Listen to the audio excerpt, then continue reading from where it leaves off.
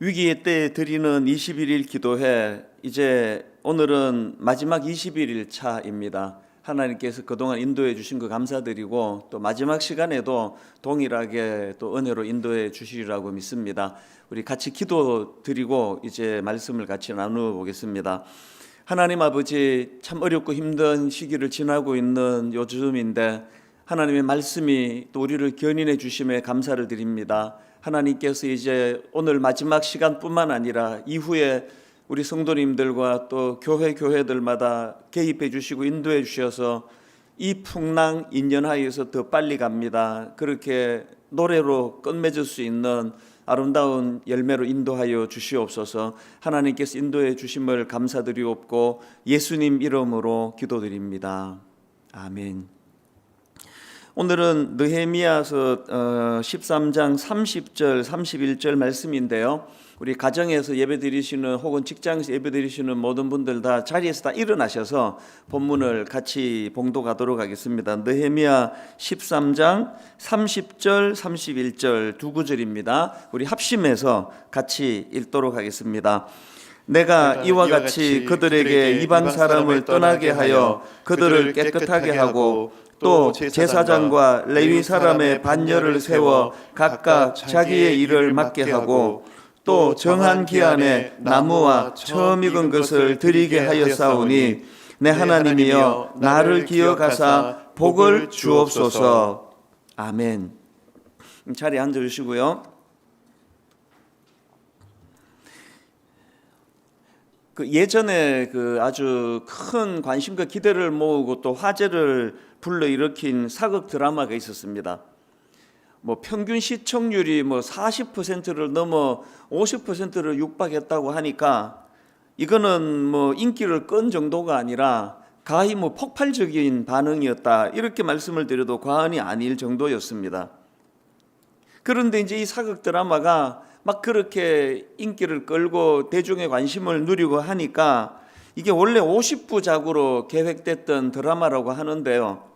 이게 몇 부까지 끌었냐 하니까 이게 연장하기를 80몇 부까지 끌었다고 제가 그렇게 알고 있습니다.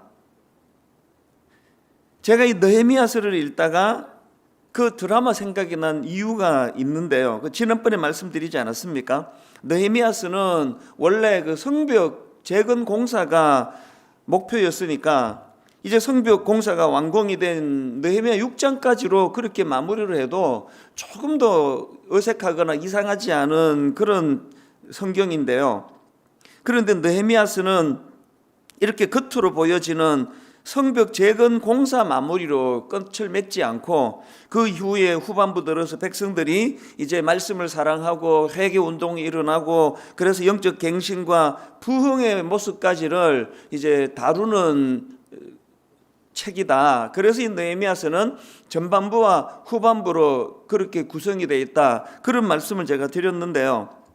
그런 맥락으로 보면은 이제 외적으로는 성벽 공사가 완공이 됐고 그리고 내적으로는 이제 백성들의 영적인 갱신과 부흥이 일어나서 이 외적인 것 내적인 것이 어우러져서 그리고는 이제 12장에서 하나님 앞에서 이제 너무나 기쁘고 감격적인 그런 봉헌식으로 이제 연결이 되지 않습니까? 이런 흐름으로 본다면은 느헤미야 12장까지로 말씀을 끝맺는 게 이게 기승전결, 이 작품성 이런 걸로 봐서는 깔끔한 거 아닙니까? 그런데 이 느헤미야서를 보면은 그렇게 이제 하나님 앞에 깔끔하게 봉헌식으로 드려지는 그 기쁨으로 마치지를 않고 그 꼬리표처럼 한 장이 더 붙어 있는 겁니다. 어떤 면에서는 이 느헤미야서의 흐름상 12장 봉헌식으로 끝냈으면 참 해피엔딩으로 잘 마무리가 되고 또 작품성도 있어 보이고 깔끔한 것 같은데 왜 이 꼬리처럼 그 한 장 더 연장해가지고 그리고는 흐지부지 끝나버리는 게 느헤미야서입니다. 제가 왜 이 본문을 묵상하다가 맨 앞에서 그 인기 사극 드라마 원래 50부작으로 하기로 했던 게 80몇 부까지 늘었던 그 드라마 생각이 불쑥 떠올랐는지 아시겠죠? 느헤미야스가 왜 12장으로 끝내질 않고 13장으로 갔는데 끝이 흐지부지 끝나버리지 않습니까? 근데 여러분, 이거는요, 이 느헤미야스가 12장으로 끝나지 않고 13장으로 끝나는 거는 막 인기를 끄니까 막 갑자기 연장하는 그런 드라마하고는 차원이 다른 그런 내용으로 우리가 이것을 볼 수가 있습니다. 왜냐하니까 이 느헤미야스가 해피엔딩을 상징하는 봉헌수칙으로 끝나지 않고 사족처럼 한 장 더 연장해가지고 그리고는 미완성으로 끝내버리는 여기에 굉장히 중요한 하나님의 의도와 메시지가 담겨져 있다는 것입니다. 어떤 메시지가 담겨 있겠습니까? 봉헌식이라고 하는 해피엔딩으로 끝나지 않고 시간이 지나면서 다시 변질된 옛 모습으로 되돌아가는 그 백성들의 모습을 묘사하는 것으로 끝나는 이 느헤미야서 속에서 정말로 이 약한 것이 죄성을 가진 우리 인생이라는 걸 자각해야 된다는 겁니다. 그래서 13장으로 연장한 그 의미는 제가 종종 인용해드리고 저 자신도 두려움으로 받는 고린도전서 10장 12절, 그런즉 선줄로 생각하는 자는 넘어질까 조심하라. 그런즉 선줄로 생각하는 자는 넘어질까 조심하라. 느헤미야서가 12장으로 깔끔하게 끝나지 않는 것은 우리 인생이 그렇기 때문입니다. 우리 인생이 그렇게 깔끔하게 목표 이루고 끝나는 게 아니고 13장으로 참 구질구질하게 그렇게 하고 그냥 완성도 못하고 끝내는 게 그게 우리 인생이기 때문에 이 느헤미야서야말로 참 이런 연약한 우리 인생을 너무나 잘 닮아 있고 그것을 반영한 성경이라고 저는 그렇게 생각을 합니다. 그리고 뿐만 아니라 이렇게 그 느헤미야서를 12장이 아닌 13장으로 연장하고 흐지부지 끝나도록 그렇게 의도하심 속에는 그렇게 우리의 연약함을 자각하라는 메시지도 담겨 있지만 그것보다 더 중요한 메시지가 담겨 있는데요. 그 포인트가 저는 오늘 13장에서 보여지는 지도자 느헤미야의 모습에서 제가 발견하게 되는 것입니다. 어떤 모습을 발견하느냐? 오늘 살펴볼 이 느헤미야서 맨 마지막 두 구절 속에 너무나 중요한 메시지가 담겨 있다는 겁니다. 자, 느헤미야 13장 30절 31절 본문 다시 한번 읽어드리겠습니다. 내가 이와 같이 그들에게 이방 사람을 떠나게 하여 그들을 깨끗하게 하고 또 제사장과 레위 사람의 반열을 세워 각각 자기의 일을 맡게 하고 또 정한 기한에 나무와 처음 익은 것을 드리게 하여 싸우니 내 하나님이여 나를 기억하사 복을 주옵소서. 그 평이해 보이는 그 마무리 두 구절이지만 여기에 진짜 중요한 우리가 느헤미야에게서 배워야 될 아름다운 모습들이 담겨져 있는데요. 이걸 제가 두 가지로 정리를 해보았습니다. 이제 우리 느헤미야서를 21일간 살펴본 느헤미야서를 총 정리하는 차원에서 저는 오늘 이 느헤미야에게서 배워야 될 두 가지를 이제 나누고 싶은데요. 첫째가 뭐냐? 지난 시간 어제도 제가 강조했지만 비록 미완성의 삶을 살다 갈 수밖에 없는 게 우리 인생이라고 말씀드렸는데 그러나 여러분 그럼에도 불구하고 우리는 느헤미야처럼 맨 마지막 순간까지 최선을 다하는 모습을 보여야 한다는 것입니다. 방금 읽은 이 13장 30절을 세 번역을 한번 들어보십시오. 나는 제사장들과 레위 사람들에게 묻은 이방 사람들의 부정을 모두 씻게 한 뒤에 임무를 맡겨 저마다 맡은 일을 하게 하였다. 이 한마디 속에는요, 어제 우리가 살펴보지 않았습니까? 느헤미야 30장에서 백성들의 타락과 또 변질된 제자리로 돌아간 그 모습을 보면서 느헤미야의 몸부림이 13장 내내 묻어나오지 않습니까? 다시 성전을 정결케 하려고 그가 몸부림을 치고 11조 제도와 안식일 제도를 다시 정립하는 것과 더불어서 이 백성들의 타락을 부추기는 이방인들과의 통혼을 금지시키는 등 마지막까지 최선을 다하는 모습이 지도자 느헤미야에게서 보여지는 13장의 모습이고 그 모습을 그 요약처럼 담아 놓은 게 오늘 본문 13장 30절이라고 저는 그렇게 생각을 합니다. 이런 느헤미야의 모습을 보면서 저는 고린도전서 4장 1절 2절 말씀이 떠오르는 겁니다.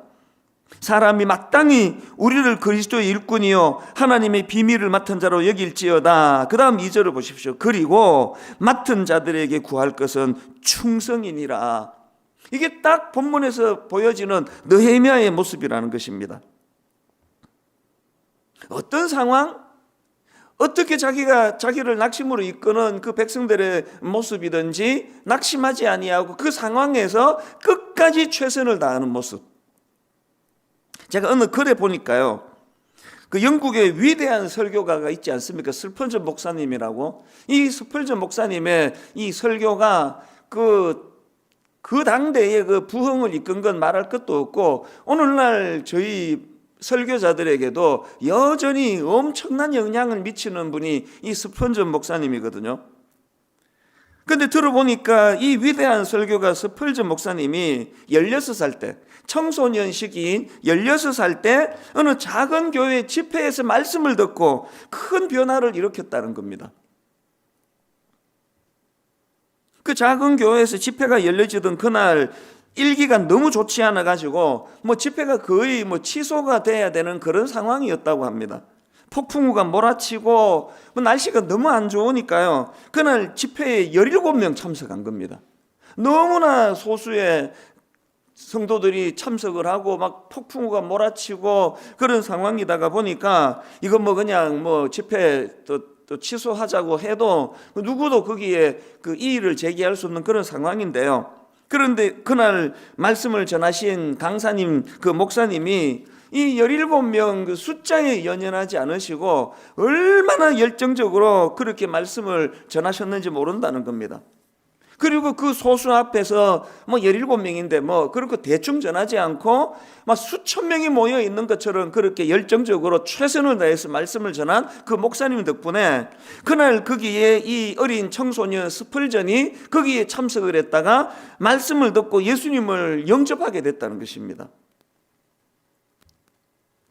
저는 그 짧은 글을 읽으면서 참 많은 생각을 하게 만드는 거 아닙니까? 우리 인간은요, 이 죄성으로 말미암아 이 겉으로 보여지는 것 밖에는 못 보는 인생입니다. 그런데 그날 사실은 16명이라는 소수가 앉아 있었지만 그날은요, 수만 명이 뭡니까? 수십만 명이 앉아서 말씀의 영향을 받는 것보다도 더 큰 열매를 가져다 준 거 아닙니까? 우리 삶에도 이렇게 느헤미야처럼 어떨 때는 낙심될 때가 있습니다. 21일 기도회 때는 또 열심히 따라오셨는데 또 내일부터 또 제자리로 돌아갈지 모릅니다. 13장이 우리 인생에 항상 꼬리표처럼 따라다니는 게 그게 우리 인생 아니겠습니까? 그럴 때 어떻게 해야 된다고요? 이거 맨날 제자리로 돌아가는데 이제는 난 노력 안 할 거야. 이게 사탄이 노리는 마지막 공격이에요. 다시 한번 추스리고 7번 넘어지면 8번 일어나고 그 백성들을 향하여 낙심하지 아니하고 끝까지 최선을 다하다가 그렇게 하고 끝나버리는 게 느헤미야서라고 한다면, 여러분 제가 어제 들려드렸던 그 유행가 가사 인생은 미완성, 이게 비록 유행가지만 정말 이 메시지 속에서 저는 17살, 18살 때 제가 이 노래를 들은 것 같은데 지금까지도 이 가사가 떠오를 정도로 영향을 준 거 아닙니까? 뭐라고 쓰여 있다 그랬습니까? 인생이 어떻다고요? 인생은 미완성이래요. 어떻게? 쓰다만 편지 같은 게 인생이랍니다. 인생이 미완성이랍니다. 어떻게 해요? 그리다만 그림 같은 게 인생이랍니다. 참 어떻게 보면은 그 허탈한 것 같아요. 인생이 참 미완성인데 색이다마는 조각 같아요. 너무너무 허무하게 들려지지만 이것만큼 인생을 정확하게 분별하는 사람이 이 노랫말도 쉽지가 않습니다. 인생은 은행에서 번호표 받아놓고 자기 차례를 부르는 같은 그런 순서를 갖고 살아가는 게 아닙니다. 번호표가 뒤죽박죽이에요. 언제 어떻게 끝날지 모르는 게 인생이거든요. 이렇게 연약하고 초라해서 이게 쓰다만 편지 같은데 열심히 그려봐야 그리다 많은 그림이 될 게 뻔한 내 인생인데, 아니 무슨 조각을 색이다가 많은데 이런 연약한 참 미완성인 인생일 수밖에 없는 우리지만, 그럼에도 불구하고 그 노래말 가사처럼 그럼에도 불구하고 그래도 우리는 곱게 써가야 해. 쓸 수 있을 때까지는 써가야 해. 그 다음 가사가 이거 아닙니까? 그래도 우리는 아름답게 그려야 해. 비록 자기도 알아요. 이 미완성으로 끝난다는 거, 이게 작품으로 남을 수 없다는 거 알지만, 그러나 내가 그릴 수 있는 데까지 그리다가 미완성으로 끝나더라도 후회 없이 끝내겠다. 이게 오늘 본문에서 느헤미야에게서 배우는 너무나 소중한 모습이라는 것입니다. 그런가 하면 두 번째로 우리가 느헤미야에게서 배워야 될 게 하나 더 있는데요, 기도로 하나님을 의지하는 모습입니다. 자, 오늘 본문 30절 31절을 세 번역으로 다시 한번 들어보십시오.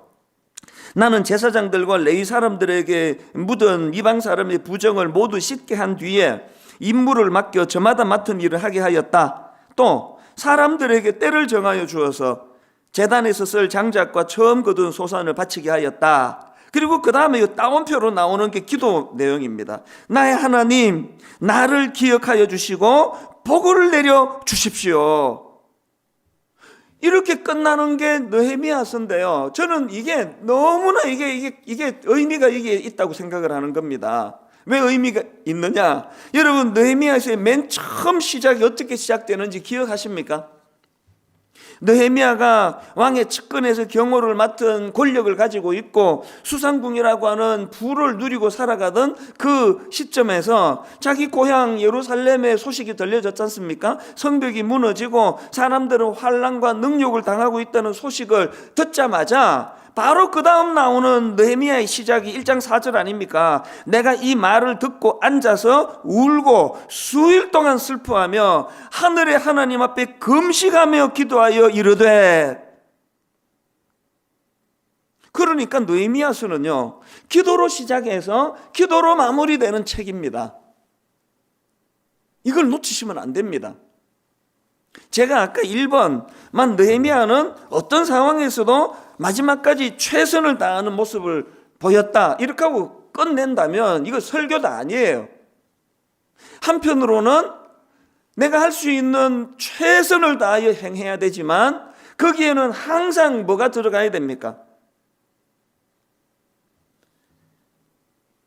이 느헤미야서는요, 결코 이 느헤미야라는 한 인간의 어떤 성실함, 느헤미야라는 한 인간의 어떤 능력 과시, 일을 잘 이루어낸 영웅적인 모습, 이걸 그리는 게 아니고요, 이 느헤미야서는 끝까지 자기에게 맡겨진 일을 충성을 다하는 느헤미야 모습 속에서 어떤 순간에도 하나님을 의지하는 태도를 잃지 않던, 그것을 이 기도라는 도구를 통해서 구현해내고 보여주는 느헤미야의 신령한 모습, 영적인 모습을 그리고 있는 게 이게 느헤미야서입니다.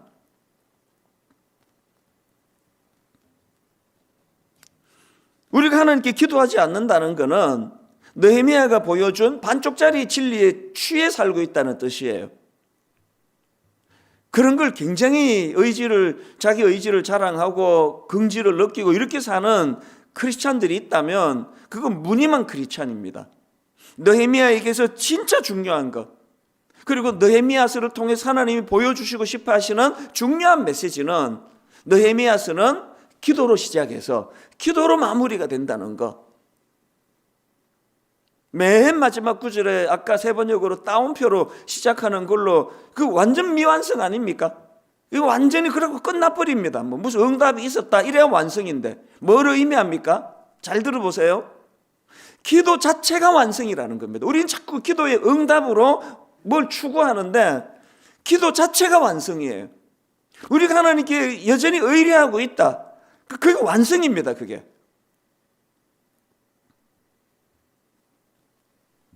이 땅에 오신 예수 그리스도께서 보여주신 가장 중요한 모범이 전 이거라고 생각하거든요. 예수님의 행적을 기록하고 있는 사복음서에 보면은 예수님께서는 어떤 중요한 일을 앞두고 계시거나 혹은 참 어떤 기로에 놓여 있을 때마다 늘 기도하시는 모습을 보여주고 계시는 것을 담고 있는데요, 몇 가지만 예를 들어 볼게요. 자, 마태복음 4장 1절 2절입니다. 그때에 예수께서 성령에게 이끌려 마귀에게 시험을 받으러 광야로 가사 40일을 밤낮으로 금식하신 후에 줄이신지라. 지금 우리가 마가복음 살펴보고 있지만 이거는 지금 공생애를 앞둔 마지막 시점이라고 다 알고 계시지 않습니까? 공생의 마지막 시점에 주님이 하신 것은 40일간의 금식하며 기도하신 거예요. 기도를 준비하신 겁니다. 그런가 하면 누가복음 6장 12절 13절 이때에 예수께서 기도하시러 산으로 가사 밤이 새도록 하나님께 기도하시고, 그 다음 보세요. 밝음에 그 제자들을 부르사 그 중에서 12를 택하여 사도라 칭하셨으니, 예수님이 뭐 우연히 어디를 지나가다가 얘 쓸만하네, 이 불러야 돼, 이거 아니에요. 그 전날 밤이 새도록 기도를 준비하신 거예요. 밤이 새도록 기도를 준비하시고 밝음에 그 제자들을 부르셨다. 뭐를 의미합니까? 너무나 중요한 것이 이 12제자, 그들과 함께 동력해야 되기 때문에 긴 시간을 밤이 새도록 기도를 준비하셨다. 또 죽은 나사로를 살리기 전에도 하신 게 기도입니다. 요한복음 11장 41절. 돌을 옮겨 놓으니 예수께서 눈을 들어 우러러 보시고 이르시되 아버지여, 내 말을 들으신 것을 감사하나이다. 예수님은 죽은 나사로를 살리시는 그 하나님의 아들로서의 놀라운 역사를, 능력을, 기적을 베푸시기 전에 기도하신 거 아닙니까?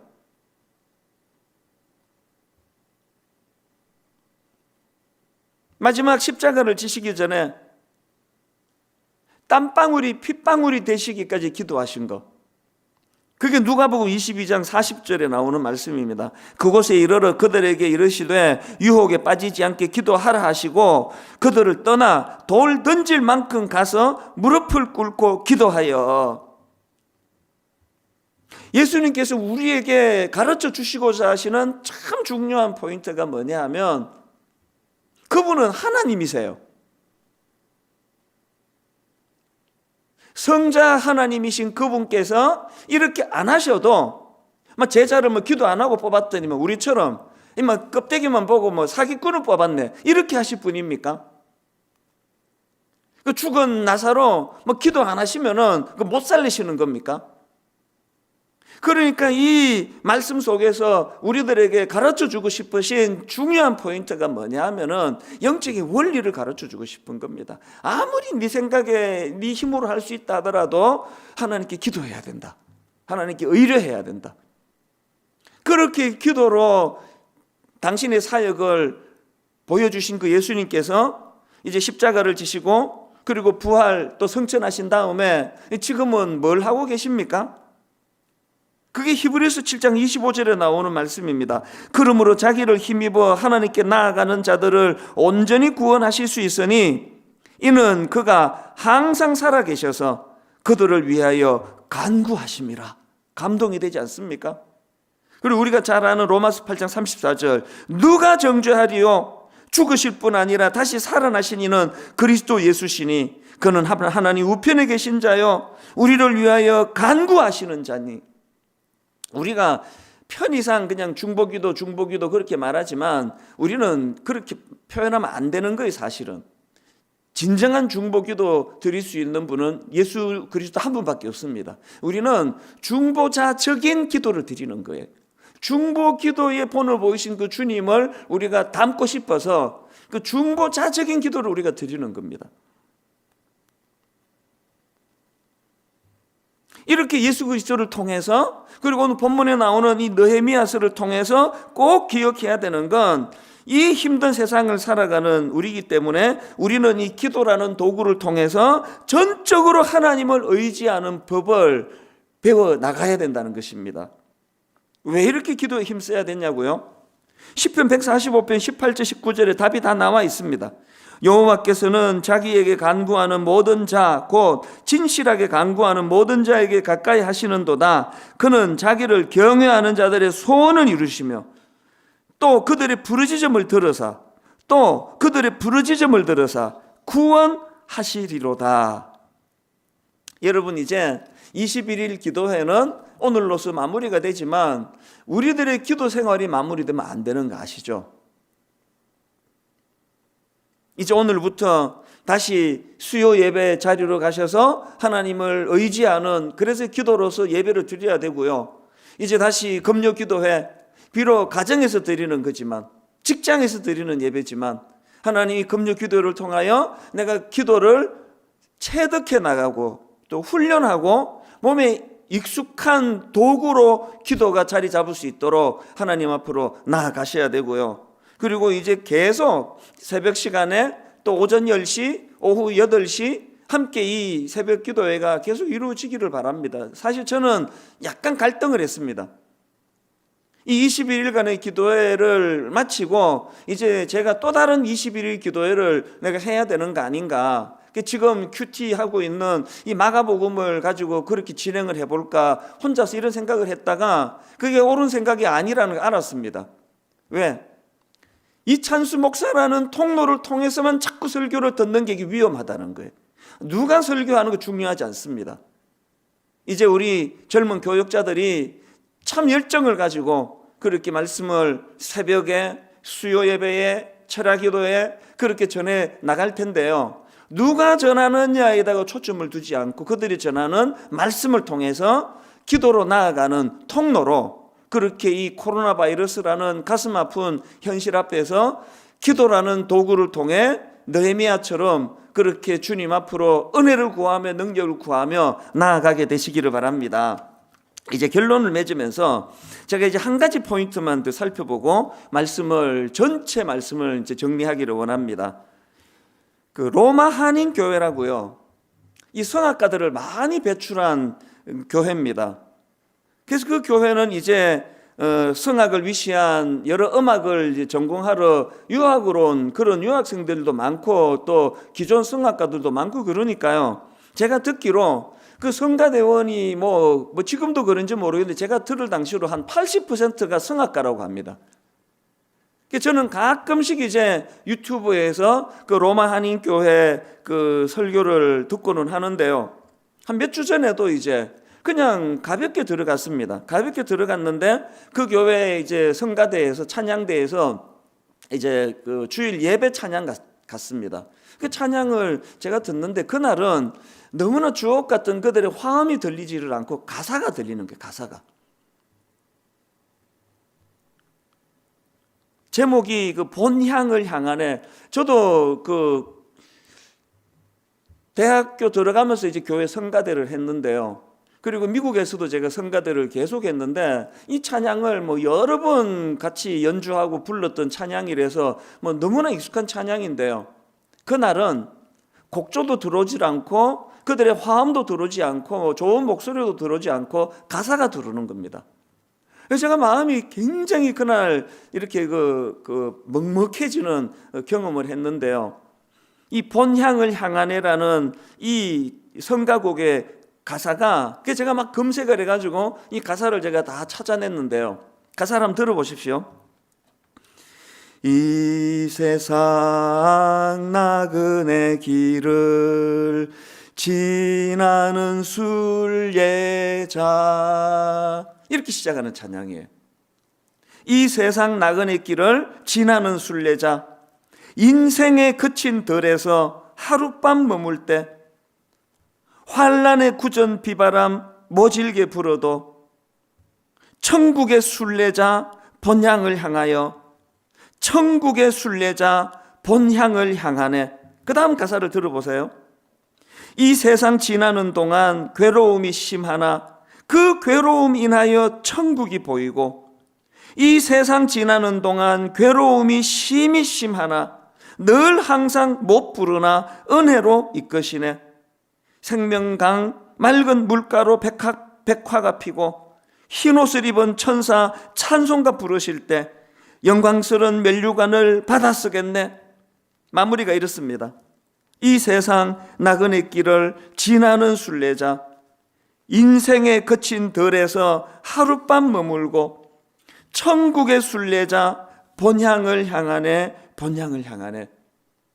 몇 주 전에 이렇게 마음이 먹먹해지는 걸 경험했는데요.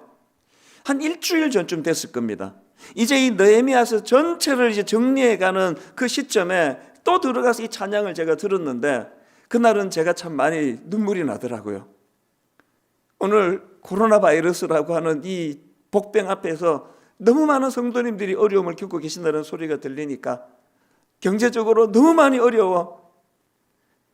그저께 그 신문 기사에 보니까 자영업을 하시는 가게 높은 데만 가면 뛰어내리고 싶다. 그러면서 손님이 하나도 없는 그 텅 빈 조그마한 식당을 사진으로 보여주는데 이 찬양 가사가 바로 그런 그 현실을 너무나 그날 제 마음에 그 울림으로 다가왔기 때문에 이 가사 하나하나가 딱 우리 성도들이 이 나그네 길 겪어가는 모습이라 생각하니까 이렇게 눈물이 나더라고요. 오늘 이렇게 예배를 드리시는 새벽이든 오전이든 늦은 저녁 시간이든 깊은 한숨을 쉬시면서 그렇게 이 자리에 참여하시는 성도님들이 얼마나 많으시겠습니까? 그날 제가 그렇게 마음이 그 눈물이 나왔던 거는요, 이 찬양의 이 가사 부분 때문이에요. 이 세상 지나는 동안 괴로움이 심하나, 그 다음 보세요. 그 괴로움 인하여 천국이 보이고, 그 괴로움 인하여 천국이 보이고, 이 세상 지나는 동안 괴로움이 심히 심하나 늘 항상 못 부르나 은혜로 이끄시네. 지금 우리가 겪는 이 가슴 아픈 현실, 이 현실이 오히려 잠깐 있다가 머물다 떠나는 이 땅에 너무 집착하지 않게 만드는 놀라운 하나님의 축복의 도구가 되기를 바랍니다. 이 세상 지나는 동안 괴로움이 심하나, 이 세상 지나는 동안 괴로움이 심하나 그 괴로움 인하여 천국 보이고, 그 괴로움 인하여 천국 보이고, 이 세상 지나는 동안 괴로움이 심히 심하나 늘 항상 못 부르나 은혜로 이끄시네. 저는 제가 눈물로 은혜를 받았던 이 찬양을 함께 듣는 것으로 21일 기도의 전부를 마무리하기 원하는데요, 로마 한인교회에 들어가서 우리 교역자가 이렇게 해도 되겠느냐고 기꺼이 그렇게 허락을 해주셔서 너무 감사를 드리고요. 그리고 또 아울러서 참 해외에 나가 곳곳에 있는 미국이나 유럽이나 또 아시아 지역이나 아프리카 지역이나 선교사로 또 이민으로 직장으로 유학으로 수많은 나그네 인생길을 걸어가시는 분들에게도 오늘 하나님이 특별한 은혜로 그들의 마음을 어루만져 주시기를 바랍니다. 이제 우리 이 찬양을 함께 같이 들으시고 이제 우리 조정한 목사님 팀과 더불어서 함께 찬양을 드리고 모든 21일간의 이 기도를 모임을 마치도록 하겠습니다. 같이 들어보시겠습니다.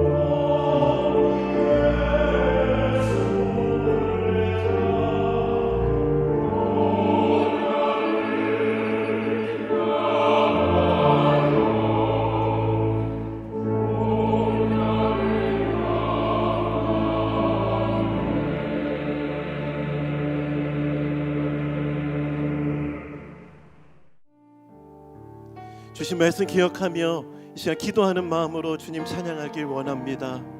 하나님의 은혜를 구하며 이 시간 이렇게 고백합시다. 이 땅에 돈과 서남과 부, 이 땅에 돈과 서남과 부, 가득한 죄악 용서하소서. 모든 우상들은 무너지고 주님만 높이는 나라 되게 하소서. 이 땅에 지친 모든 영혼 주 예수 사랑 알게 하소서. 저들의 아픔과 눈물 씻는 주님의 보혈 이 땅 치유하소서. 성령의 새바람 이 땅에 불어오소서. 주의 영 그 생기로 우리를 다시 살리사 이 땅에 하나님 영광 거하는 그런 나라가 되게 하소서. 열방에 하나님 영광 비추는 그런 나라가 되게 하소서. 한라에서 백두까지 한라에서 백두까지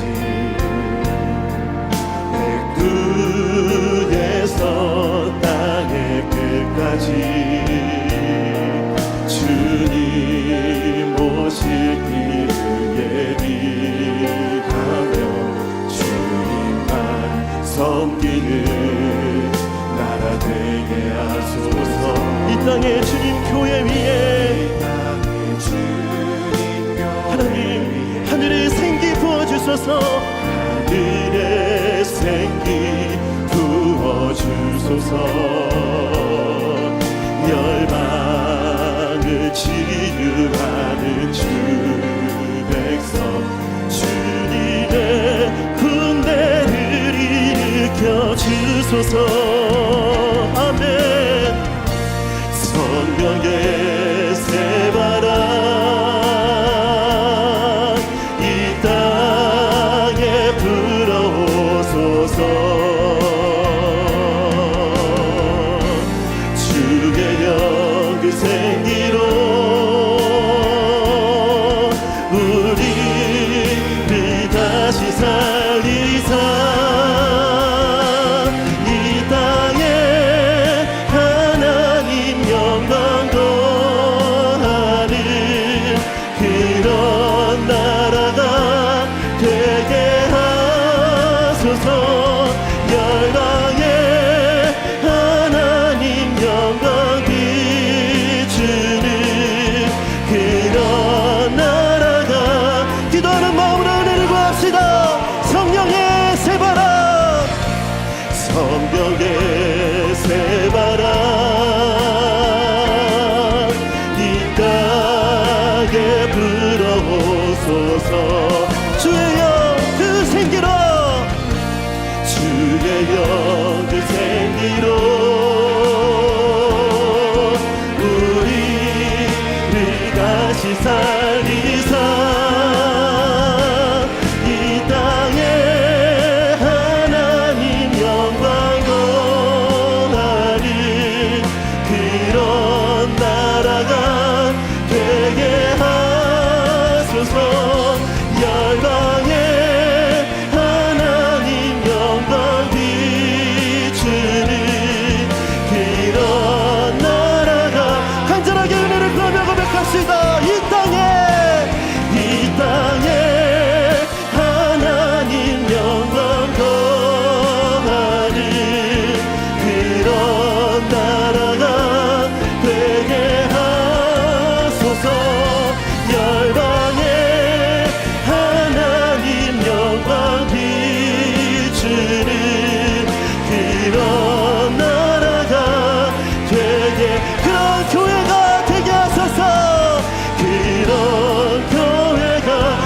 다시 한 번 더 그런 교회가 되게 하소서. 그런 교회가 되게 하소서. 말씀 기억하며 은혜를 구하며 기도합시다. 주님, 성령의 새바람을 허락하여 주시옵소서. 우리의 기도를 통해서 하늘문 여시고 주의 은혜로 이 땅을 새롭게 하여 주시옵소서. 합심해서 함께 기도하시겠습니다.